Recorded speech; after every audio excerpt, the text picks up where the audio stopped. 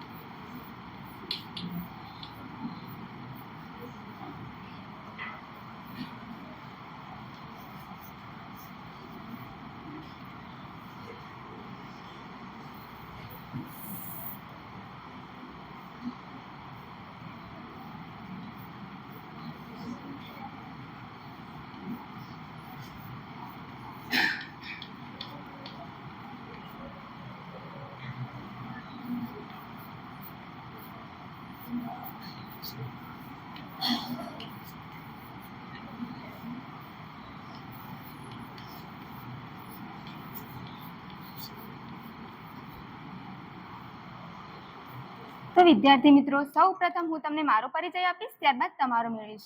મારું નામ ઠાકોર પસંદ છે અને હું સોનેરીપુરાથી આવું છું. તમે ઊભા થાઓ. તમારું નામ શું છે? ખૂબ સરસ, બેસી જાઓ. તમે ઊભા થાઓ. તમે ક્યાંથી આવો છો? ખૂબ સરસ, બેસી જાઓ. તમે ઊભા થાઓ. તમને કયો વિષય ગમે છે? ખૂબ સરસ, બેસી જાઓ. તો વિદ્યાર્થી મિત્રો, આજે આપણે સંસ્કૃત વિષયમાં એક મહત્વના એકમ વિશે અભ્યાસ કરીશું. પરંતુ તે પહેલા હું તમને બે ઉદાહરણ આપીશ અને પછી તેમાંથી તમને પ્રશ્નો પૂછીશ તમને અને પછી તમે તેના જવાબ આપજો. તો હું તમને સૌ પ્રથમ એ બે ઉદાહરણમાંથી એક રઘુકુળની પરંપરાનું વર્ણન કરતી એક પંક્તિ ગાઈ સંભળાવીશ, ત્યારબાદ તેને અનુરૂપ બીજું ઉદાહરણ આપીશ. રઘુકુલ રીત સદા ચલી આઈ, પ્રાણ જાય પર વચન ન જાય. આ પંક્તિ એ રઘુકુળની વર્ણન કરતી ખૂબ જ આદર્શ પંક્તિ છે. તેને અનુરૂપ હું તમને હવે બીજું ઉદાહરણ આપીશ. તમે સૌ જાણો છો કે દશરથ રાજા અને મયદાનવ વચ્ચે જ્યારે યુદ્ધ થયું હતું ત્યારે તેમની રાણી કૈકેયીએ તેમની મદદ કરી હતી અને તેમની બે આંગળીઓ કચડાઈ ગઈ હતી. ત્યારે દશરથ રાજાએ તેમને બે વરદાન, તે આંગળીના બદલામાં બે વરદાન માંગવા માટે કહ્યું હતું. ત્યારે કૈકેયી જણાવે છે કે જ્યારે સમય આવશે ત્યારે તે હું વરદાન માંગીશ. ત્યારે એ સમય આવે છે જ્યારે રામને રાજપાટ સોંપવાની વારી આવે છે. ત્યારે મંથરાના કહેવાથી કૈકેયીએ દશરથ રાજા પાસે એ બે વરદાનની માંગણી કરે છે. તે કહે છે કે પોતાના પુત્ર ભરતની ગાદી સોંપવામાં આવે અને રાજા રામને વનવાસ 14 વર્ષનો વનવાસ કરવામાં આવે. ત્યારે દશરથ રાજા પણ કૈકેયીના વચનથી બંધાયેલા હોય છે. તેથી તે પોતાના પુત્રની આજ્ઞા કરે છે કે તે વનવાસ જાય અને રાજા રામ પણ પોતાના પિતાની આજ્ઞાનું પાલન કરે છે અને એ રઘુકુળની પરંપરા જાળવવા માટે તે વનવાસ માટે જાય છે. અહીં વિદ્યાર્થી મિત્રો, અહીં આપણે જોઈએ છે કે રઘુકુળની પરંપરાનું સાર્થક ઉદાહરણ અહીં પૂરું થાય છે. રઘુકુલ રીત સદા ચલી આવી એ પરંપરાનું અહીં એક સાર્થક ઉદાહરણ આપણને જોવા મળે છે. ખરેખર આપણે જોઈએ છીએ કે પુરાણ સમયથી જ રઘુકુળ રીતની પરંપરાનું આજે આપણા સમાજમાં એક જીવન ધરોહરની જેમ ઉલ્લેખનીય ઉદાહરણ આજે જોવા મળે છે.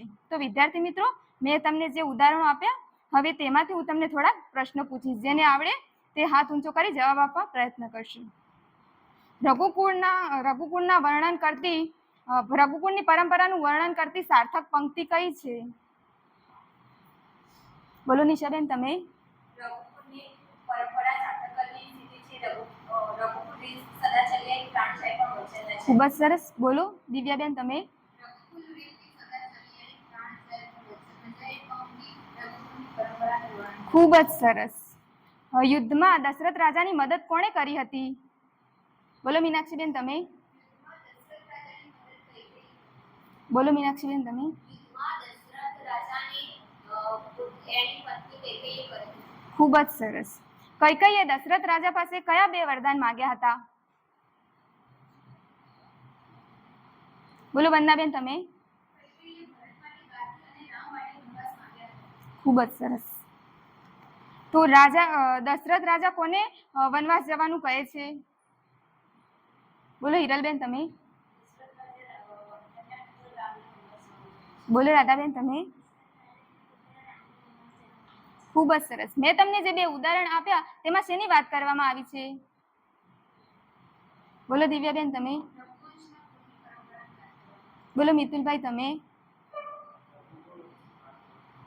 ખૂબ જ સરસ. તો વિદ્યાર્થી મિત્રો, જેમ રાજા રામે પોતાના કુળની પરંપરા જાળવવા માટે એ વનવાસ જાય છે, તેવો જ આજે આપણે એક મહત્વના એકમ વિશે સંસ્કૃતમાં અભ્યાસ કરીશું, જેનું નામ છે કુલસ્ય આચાર, એટલે કે કુળનું આચરણ.